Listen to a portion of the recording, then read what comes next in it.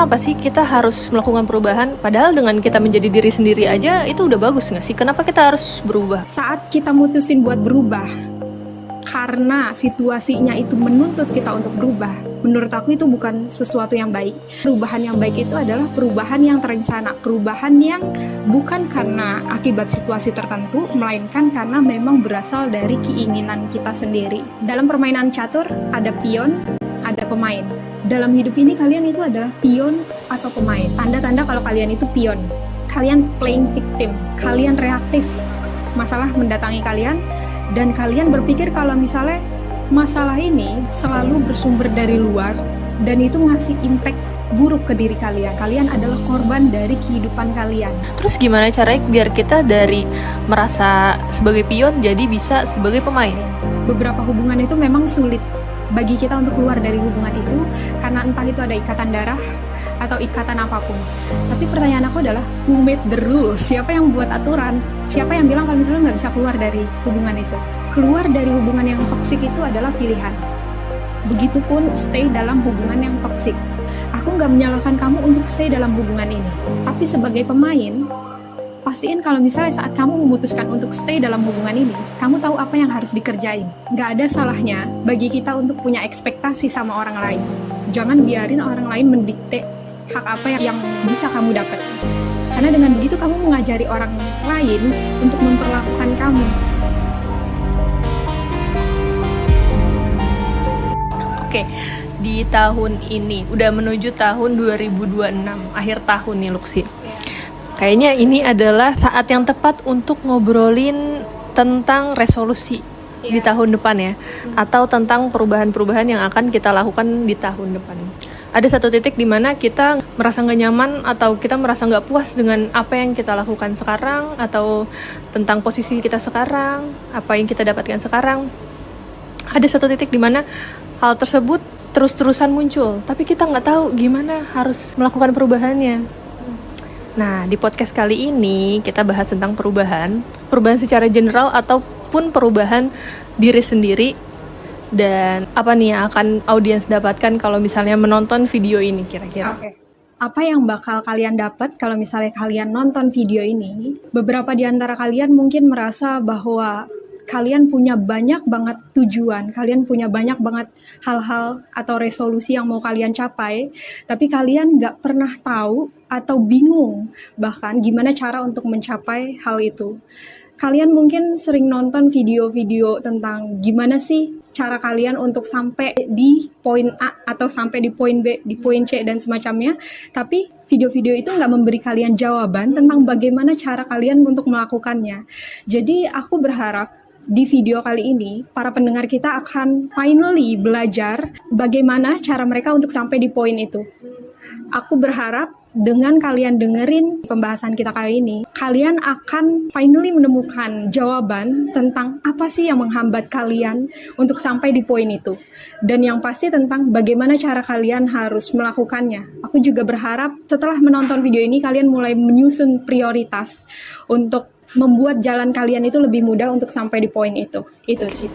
Sebelum kita mulai, aku pengen tahu nih pendapat kamu tentang apa sih perubahan itu menurut kamu? Perubahan itu kalau misalnya secara dangkal ini bukan perubahan fisik ya, yang kita omongin di sini bukan perubahan dalam konteks yang visible, yang terlihat, melainkan yang invisible, yang nggak terlihat. Perubahan mindset, perubahan kebiasaan, perubahan respon kita terhadap sesuatu. Jadi kalau misalnya dalam konteks seperti itu, perubahan itu menurut aku adalah sinyal yang kita dapat untuk sampai di satu titik tertentu. Sinyal-sinyal itu bukan semata-mata muncul dengan tiba-tiba gitu, melainkan karena kalian merasakan feeling-feeling tertentu, emosi-emosi tertentu yang bikin kalian jadi drain, yang bikin kalian jadi capek. Jadi perubahan itu nantinya bakalan ngebantu kalian untuk mengatasi emosi itu. Dan mungkin perubahan itu juga nanti bakalan ngasih kalian impact tentang gimana kalian harus bersikap nanti ke depannya, tindakan apa yang harus kalian ambil nanti ke depannya. Dan perubahan itu yang pasti bakalan membuat hubungan kalian dengan orang-orang di sekitar kalian itu jadi lebih baik. Kenapa sih kita harus berubah harus melakukan perubahan, padahal dengan kita menjadi diri sendiri aja itu udah bagus nggak sih? Kenapa kita harus berubah? Apakah untuk agar fit di masyarakat atau buat diri kita sendiri? Aku yakin kalau misalnya orang sudah merasa cukup dengan dirinya dia, mereka akan berpikir kalau misalnya buat apa gue berubah? Toh juga segala sesuatunya udah fine gitu, segala sesuatunya udah baik-baik aja. Perubahan itu nggak diperlukan. Kadang sebagian besar dari kita berpikir kalau misalnya perubahan itu diperlukan saat situasinya itu udah mendesak. Situasinya ini mendorong kita untuk ayo dong berubah, ayo dong berubah. Tapi kalau misalnya kita mengantisipasi, ibaratnya gini, saat kita mutusin buat berubah karena situasinya itu menuntut kita untuk berubah, menurut aku itu bukan sesuatu yang baik. Karena itu artinya kamu adalah korban dari situasi yang terjadi di sekeliling kamu. Kamu bergerak secara otomatis, kamu menjadi orang yang reaktif. Maksudnya adalah kayak gini, dunia atau situasi di sekeliling kamu, mereka menuntut kamu untuk berubah gitu. Hal-hal terjadi dalam hidup kita lah ya, entah itu baik ataupun buruk. Saat hal-hal buruk itu terjadi, itu pasti menuntut kita untuk ayo dong lo harus berubah, ayo dong harus begini. Dan kalau misalnya kita udah ada di situasi itu umumnya orang-orang bakalan kewalahan dengan sendirinya. Orang-orang bakal ngerasa drain sama dirinya mereka, bahkan mereka kebingungan. Kalau misalnya kita ada di situasi itu, menurut aku kita nggak beruntung. Karena kenapa? Karena situasi di sekeliling kita ngasih kita sinyal, mereka yang harus nepok kita dulu, baru kita sadar. Tapi kalau misalnya kita sendiri yang menjadi pelaku dari apa yang ada di sekeliling kita, kalau misalnya kita orang yang proaktif, dalam artian kita nggak harus menunggu sesuatu terjadi, kita nggak harus nunggu badai datang, tapi kita ngambil tindakan, menurut aku itu adalah perubahan yang baik. Jadi perubahan yang baik itu adalah perubahan yang terencana, perubahan yang bukan karena akibat situasi tertentu, melainkan karena memang berasal dari keinginan kita sendiri. Terus gimana sih cara kita menyadari kalau misalnya kita tuh udah dapet tanda-tanda kalau diri kita tuh harus berubah? Gimana tanda-tandanya tuh?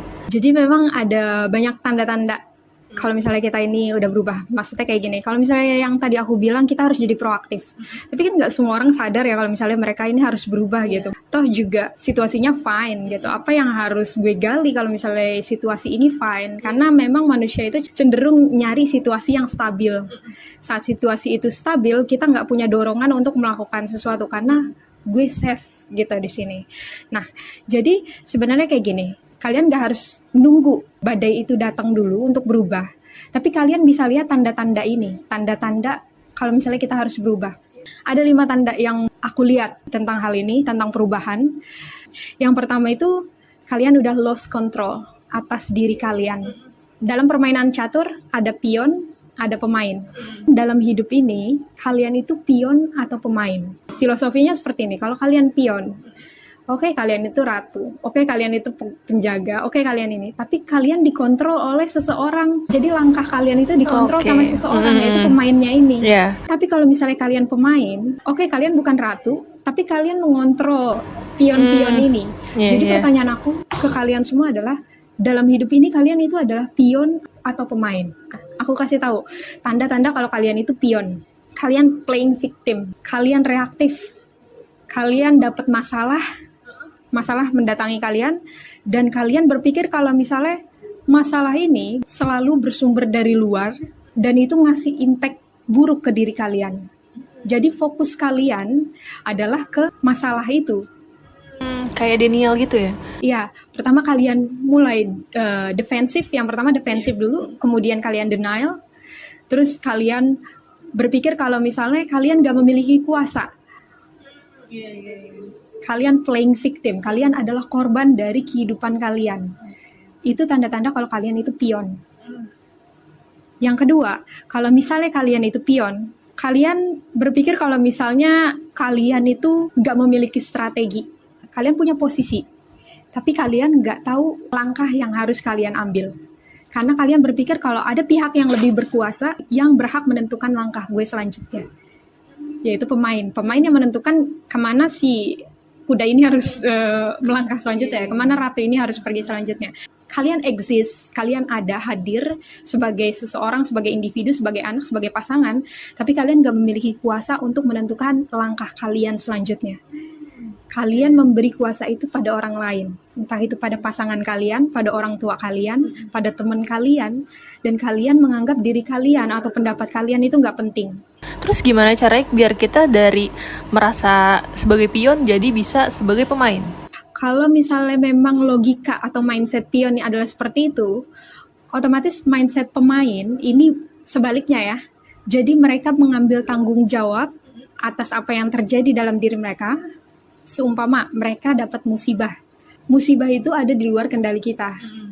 Tapi bagaimana cara kita bereaksi terhadap musibah itu adalah kendali kita. Fokus seorang pemain adalah bagaimana cara mereka mengendalikan situasi itu. Sementara fokus seorang pion adalah apa yang terjadi sama mereka. Jadi, kalau misalnya kamu tanya gimana cara kita buat dari jadi pion menjadi pemain, arahkan fokus ke tempat yang tepat. Anggaplah kamu itu center ya. Hidup itu tentang gimana cara kita mengarahkan cahaya kita sama apa yang ada di sekeliling kita. Kamu bayangin seperti ini deh. Kamu seseorang yang megang center. Cahaya itu adalah fokus kamu.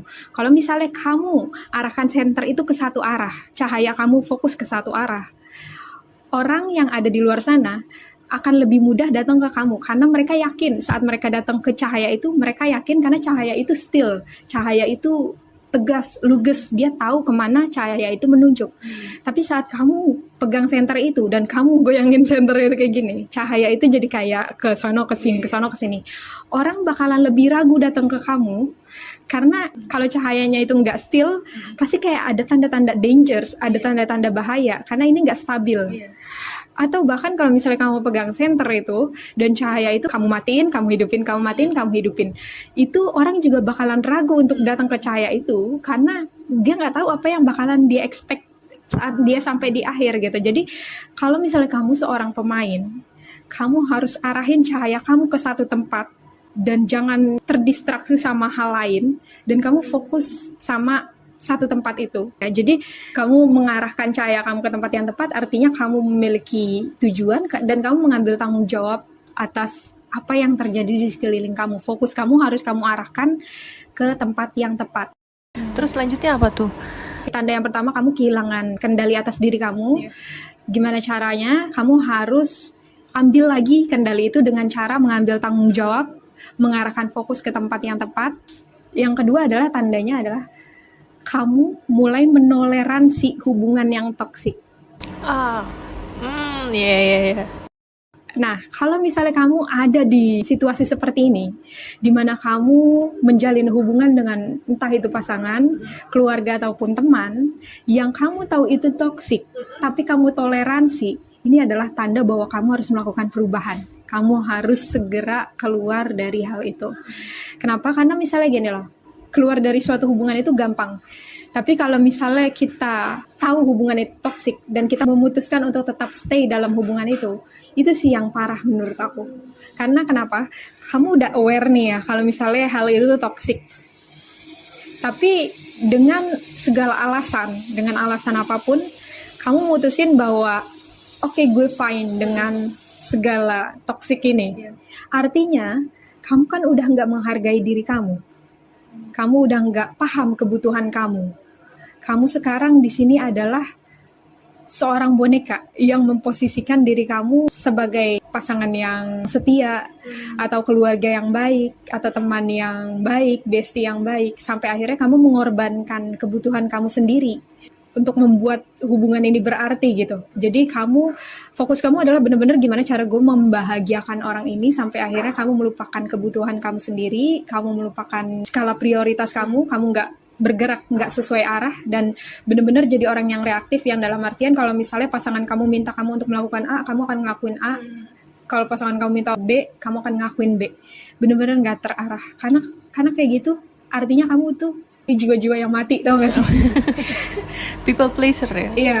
Tapi gimana caranya kita memutuskan hubungan toksik itu kalau misalnya ini ada di lingkup yang nggak bisa diputus, misalnya di keluarga atau pertemanan yang mungkin udah lama banget, atau hubungan pasangan yang udah menikah, hubungan resmi.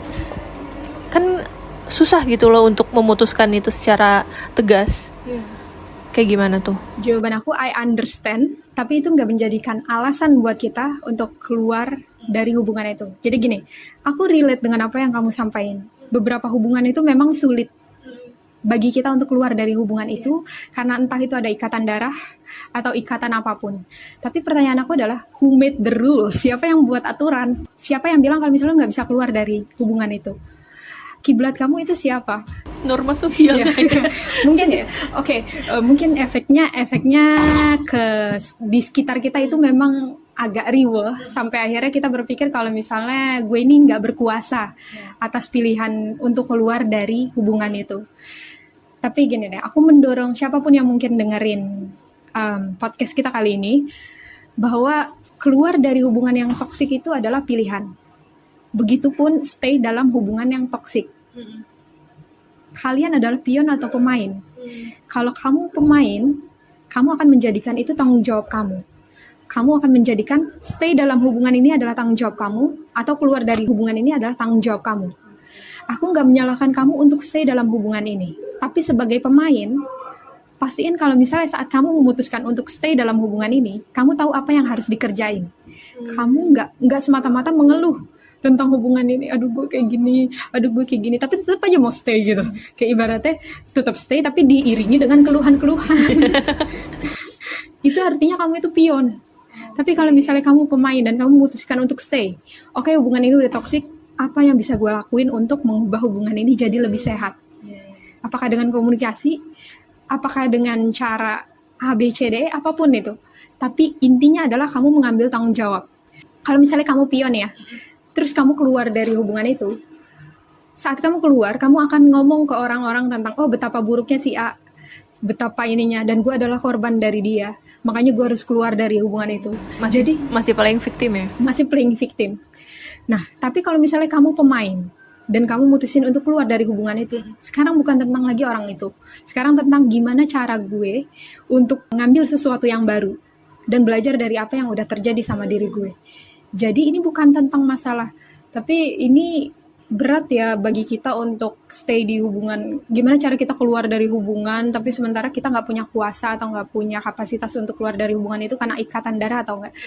Aku kembalikan ke kalian. Kalian mau stay, kalau memang pola pikir kalian seperti itu, yang ibaratnya kalian nggak boleh keluar karena itu adalah hubungan darah, silakan stay, tapi posisikan diri kalian sebagai pemain. Kalau misalnya kalian mau keluar, itu adalah pilihan kalian, dan kalian harus posisikan diri kalian sebagai pemain juga. Oke. Jadi kalau misalnya karena norma sosial dan norma agama juga kan kita jadi sulit ya buat keluar dari hubungan toksik walaupun itu dari ikatan darah atau dari pasangannya. Jadi mungkin kalau dari yang kamu obrolin tadi, salah satunya adalah dengan cara membatasi diri juga ya. Karena kita bukan pion dan kita adalah pemain, jadi kita harus bisa mengendalikan itu semua karena itu ada di bawah kendali kita juga ya. Benar. Dan salah satunya adalah dengan membatasi diri dengan urusan dengan mereka. Oke. Terus selanjutnya apa tuh? Ketiga adalah kita nggak lagi memberi manfaat bagi orang lain. Esensi kita sebagai manusia adalah kita memberi manfaat bagi orang lain. Kenapa manusia itu disebut sebagai makhluk yang baik? Karena mereka memberi manfaat kepada orang-orang di sekelilingnya. Tapi saat kita mulai nggak ada lagi manfaat atau bahkan kita jadi parasit bagi orang lain, ini adalah pertanda besar kalau kalian harus segera melakukan perubahan. Manfaat itu apa sih? Apa selalu tentang duit? apa tentang energi atau gimana? Kalau misalnya kita hubungan sama orang lain, cara untuk serving others itu banyak. Ini nggak selalu tentang masalah finansial, ini nggak selalu tentang masalah energi. Bener-bener ini masalah situasional ya, dalam artian setiap case beda-beda. Aku sama kamu adalah temen. Gimana cara aku ngasih manfaat ke kamu? Aku akan sharing ilmu sama kamu. Oke, aku mungkin nggak bisa sharing pendapatan aku ke kamu. tapi aku akan sharing ilmu aku ke kamu. Gimana cara kamu bermanfaat sama suami kamu? Suami kamu akan ngasih pendapatan ke kamu, dan kamu nggak ngasih pendapatan. Ya enggak, jangan gitu, harus ada timbal balik ya. Jadi kayak ibaratnya segala sesuatunya itu equal. Kenapa penting sih bagi kita buat ngasih manfaat ke orang lain? Karena hubungan yang baik itu terjalin 50-50. Terlepas dari gender kalian itu apa. Aku adalah orang yang percaya kalau misalnya hubungan itu bakalan berjalan baik-baik aja kalau ada feedback dari kedua belah pihak. Jadi nggak cuma kamu ngasih manfaat ke aku, tapi juga aku ngasih manfaat ke kamu. Iya, ada take and give ya. Iya, ada take and give. Kita nggak bisa selalu take gitu sama orang atau selalu give sama orang. Cuma kita sebagai wanita kan sering mikir. Cuma kita sebagai wanita kan sering berpikir kalau kita adalah give. Ya. Pokoknya give, ayo terima. Tapi pendapat kamu tentang hal itu gimana? Kalau misalnya cewek yang selalu berpikir kalau dia harus selalu give, terutama dari pasangannya dia. Wah. Kayaknya kalau misalnya selalu give, nanti yang jadi pasangan kita bakal capek juga, nggak sih, drain juga. Kalau misalnya kita terlalu menerima aja, bisa jadi malah energi kita terlalu banyak menerima dan kita mencari energi untuk memberikan ke orang lain. Malah bisa jadi itu adalah suatu clue buat mencari kelemahan. Bisa jadi malah love language kita yang harusnya kita kasih ke pasangan, tapi karena kita taunya pasangan kita cuma memberi, jadi kita malah mencari figur itu di orang lain yang bisa menerima rasa cinta kita juga. Iya, ini tanda kalau misalnya kamu udah punya kecerdasan emosional. Maksudnya kamu paham kalau misalnya ini bukan tentang diri kamu. Biasanya orang yang cerdas secara emosional itu dia nggak cuma berpikir tentang dirinya dia sendiri, tapi justru malah dia lebih berpikir ke orang lain, apa yang mungkin orang lain rasakan. Sebenarnya kecerdasan emosional ini bisa dilatih ya. Kayak kamu melatih diri untuk berempati sama orang lain, tapi yang pertama adalah kalau kamu mau cerdas secara emosional, kamu harus melatih diri untuk menempatkan diri kamu sebagai orang lain. Kalau misalnya kamu menempatkan diri kamu sebagai orang lain, semua tindakan kamu bakalan lebih cenderung serving others. Dan memang orang-orang yang cerdas secara emosional memang orang-orang yang lebih disukai karena mereka peka sama apa yang terjadi di sekelilingnya. Tapi kalau misalnya kita balik lagi ke awal, kalau misalnya tadi kan hubungan antar manusia itu harus take and give. Tapi kalau misalnya kita berekspektasi, kita udah memberikan nih, tapi kalau kita berekspektasi untuk diberikan juga, itu boleh nggak sih?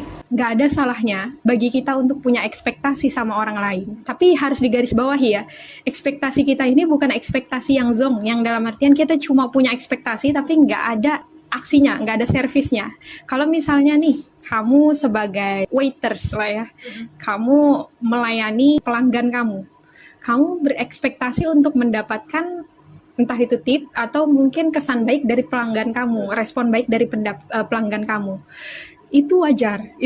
Menurut aku justru malah kita harus memiliki itu selama kita ada servisnya ke orang lain. Karena kenapa? Kalau misalnya kita cuma servis ke orang lain tanpa mengharapkan apapun, nggak setiap orang sama ya, tapi ada kemungkinan kalau orang akan menyalahgunakan servis kamu itu. Mereka akan lebih cenderung memanfaatkan kamu, dan mereka akan berpikir kalau kamu adalah figur yang lemah, yang cuma bakalan servis, tapi nggak menuntut apapun. Balik lagi, setiap orang beda.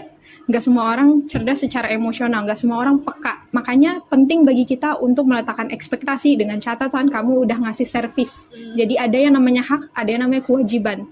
Dan kamu harus tegas sama hak-hak kamu.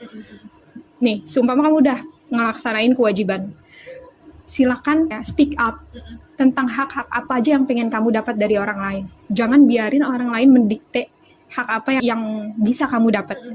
Karena dengan begitu kamu mengajari orang lain untuk memperlakukan kamu. Dan justru itu yang bikin hubungan kita jadi berarti. Kita ngasih tahu orang lain gimana cara mereka harus servis ke kita, dan kita juga ngasih servis ke orang lain gitu. Jadi kita biar nggak dimanfaatkan oleh orang lain, kita juga balik lagi ke tempat yang awal ya, ke nomor 1 tadi. Kita harus punya mindset pemain. Iya, benar-benar. Sekarang gini, ya jadi kayak ibaratnya kamu ngasih sesuatu, maksudnya let it go, and then what I can take gitu, apa yang bisa aku dapat, kayak gitu. Tapi emang kita kalau misalnya jadi manusia, kita harus bermanfaat, bener. Benar, iya, itu yang paling pertama sih, bermanfaat dulu bagi orang lain. Oke, kita lanjut. Kalau tanda yang keempat apa tuh, Luxi? Tanda yang keempat adalah time start to slow down. Waktu udah mulai kerasa ngelambat. Ini adalah tanda kalau misalnya kamu harus melakukan perubahan. Kalau misalnya kamu enjoy saat melakukan sesuatu, waktu akan going fast. Tapi saat kamu nggak enjoy sama sesuatu, waktu akan ngelambat. hidup akan mulai terasa Iya tersisa. lagi. Dan kamu nggak lagi menikmati hidup kamu. Dan kamu nggak lagi hidup secara utuh, melainkan kamu cuma bergerak kayak robot secara otomatis. Jadi kalau misalnya kamu udah merasa waktu itu melambat, artinya itu adalah sinyal buat kamu untuk melakukan perubahan. Yang terakhir adalah, tanda yang terakhir adalah adiktif. Kita mulai kecanduan sama sesuatu. Aku pernah ingat apa yang kamu pernah sampaikan dalam episode Kadar Cinta. Kalau misalnya kamu harus keluar saat kamu mulai adiktif sama sesuatu. Dan aku setuju 100% sama hal itu. Karena yang namanya segala sesuatu apapun itu, cinta, pekerjaan, atau hubungan pertemanan, atau bahkan bermain game. Itu segala sesuatu dalam hidup itu ada porsinya. Kalau misalnya kamu udah di atas porsi itu, jangan terpaku sama ilusi, oh kalau gue ini jadi lebih mahir loh, gue harus nambahin porsinya. Enggak, justru malah kalau misalnya kamu lebih mahir, kamu jaga porsi itu tetap konsisten gitu. Kalau misalnya lebih dari itu artinya kamu ngambil energi kamu untuk hal lain, untuk ngelakuin hal itu. Maksudnya gini lah, kamu punya waktu 24 jam, kamu meletakkan waktu 8 jam, dalam 24 jam itu kamu membagi 8 jam waktu untuk kerja. Ternyata kerjaan kamu ini bagus, maksudnya kamu orang yang berprestasi dalam pekerjaan, kamu bisa mencapai target, dan itu membuat kamu jadi kayak kecanduan sama kerjaan kamu. Akhirnya kamu berpikir, oh tambah 2 jam lagi ya buat kerja, lumayan nih buat nambahin target. Kamu mungkin berpikir kalau misalnya itu adalah debit buat kamu, pemasukan buat kamu, tapi sebenarnya itu adalah defisit untuk hal lain. Karena 2 jam ini sebelumnya kamu kasih energi kamu buat tidur, anggaplah. Tidur kamu yang tadinya 8 jam dikuras jadi 6 jam, cuma 2 jamnya biar buat kerja. Jadi kalau misalnya kamu mau menambah sesuatu, kamu bakalan harus ada hal lain yang harus kamu korbankan. Dan kamu harus tahu, kalau misalnya kamu mengorbankan sesuatu, kamu harus tahu konsekuensinya. Itu nggak selalu berarti baik untuk diri kamu. Jadi jaga segala sesuatunya tetap pada skalanya. Jangan sampai kamu kecanduan sama sesuatu. Itu adalah 5 tanda kamu perlu berubah. Kalau misalnya dari 5 tanda itu aku lagi ngerasain sih, tapi bedanya adalah di tanda terakhir itu aku bukan adiksi, tapi ketidaknyamanan. Mungkin karena itu datangnya dari eksternal ya. Nah, tapi nih aku juga mau tahu nih, apa sih penyebabnya, terus juga langkah apa sih yang harus aku lakukan biar aku bisa melakukan perubahan itu, karena aku udah mendapatkan tanda-tandanya nih. Mungkin teman-teman juga penasaran gimana caranya untuk melakukan perubahan, terus apa sih penyebab orang-orang gak mau melakukan perubahan. Kita lanjut di part 2. Jangan lupa untuk mendukung channel ini, teman-teman bisa like, subscribe, and comment di bawah. Kalau misalnya teman-teman mau sharing bisa juga di kolom komentar. Dan aku Manzila, Dan aku Lulu. sampai jumpa di part kedua dari episode langkah pertama menuju perubahan. See you.